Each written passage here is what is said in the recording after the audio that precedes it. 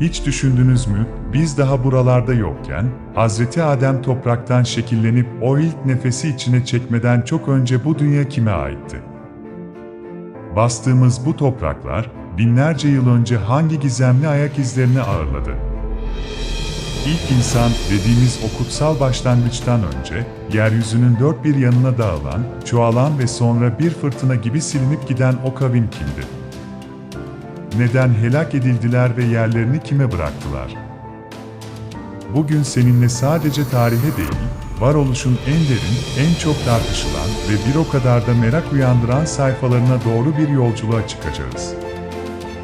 Hazırsan, zamanın ve mekanın henüz var olmadığı o sonsuzluğa geri dönelim.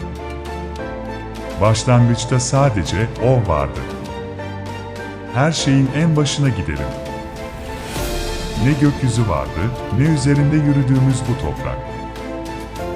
Ne bir melek kanat çırpıyordu, ne de cinler ateşin içinde dans ediyordu. Zaman bile henüz akmaya başlamamıştı, önce ve sonra kavramları yoktu. Sadece Allah vardı, ezeli, ebedi ve tek. Sonra o muazzam emir yankılandı, bu emirle birlikte yokluğun perdesi yırtıldı. Ama sanılanın aksine, ilk yaratılan bir dağ ya da devasa bir yıldız değildi. İlk olarak kalem yaratıldı. Kaleme yaz denildi. Kıyamete kadar olacak her ne varsa, dalından düşecek en küçük yapraktan, atacağın her adıma, ettiğin her duadan, sızlayan her kalbe kadar her şey o an levh-i mahfuza mühürlendi. Ardından suların üzerinde arş yükseldi ve gökler ile yer, altı evrede, günde o muazzam bir dengeyle kuruldu. İlk komşularımız, can kavmi. Dünya artık vardı ama henüz insansızdı. Fakat bu, dünyanın boş olduğu anlamına gelmiyordu.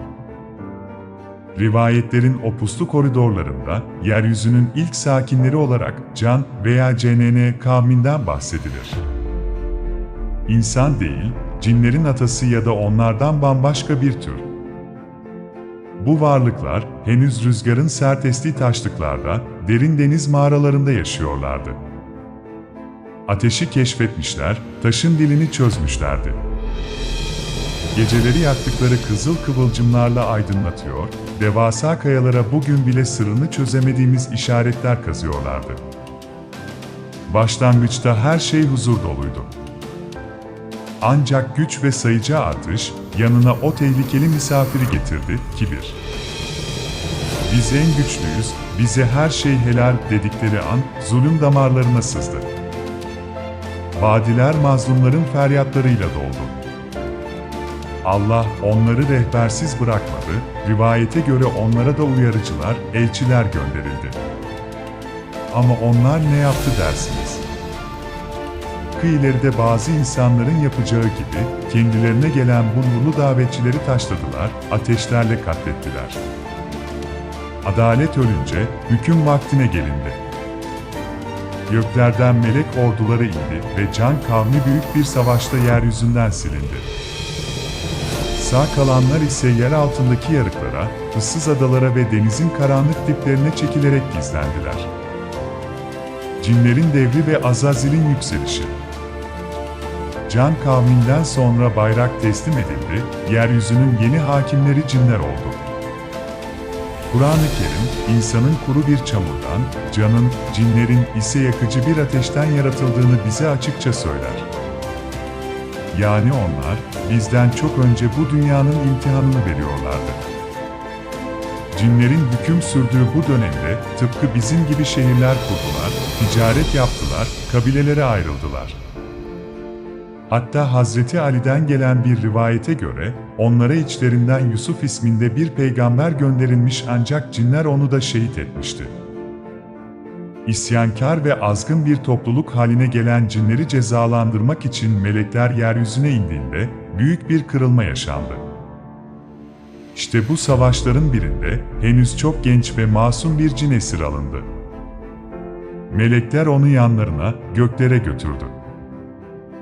Bu genç cin, meleklerin arasında öyle bir ibadete daldı, öyle bir ilim tahsil etti ki, şöhreti tüm gök katlarına yayıldı.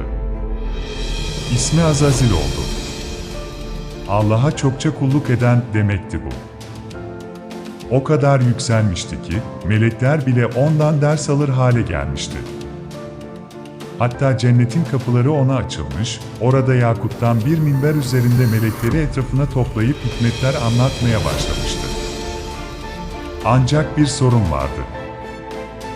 İçinde bir yerlerde, en derinlerde siyah bir leke büyüyordu, kendi başarısına olan hayrandı. Kaderin en acı cilvesi. Bir gün melekler Azazil'e gelip şöyle dediler, Levh-i Mahfuz'da bir yazı gördüm. Çok yüksek makamlara erecek ama sonra nankörlük edip Rabbine isyan edecek bir kulu anlatıyor. Azazil, büyük bir özgüvenle gülümsedi. Evet, dedi, ben de o yazıyı görüyorum. Acaba o talihsiz, nankör kul kim olacak? Oysa o satırlarda kendi ismi yazıyordu, sadece kibir gözlerini öyle bir kör etmişti ki, aynaya bakmayı unutmuştu. Derken, Allah meleklere o muazzam haberi verdi, ben yeryüzünde bir halife yaratacağım.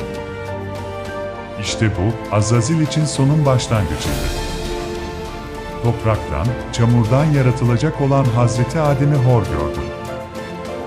Ben ateştenim, o ise basit bir toprak, diyerek o gizli kibrini dışarı vurdu. Melekler boyun eğerken, o isyanın karanlığına gömüldü.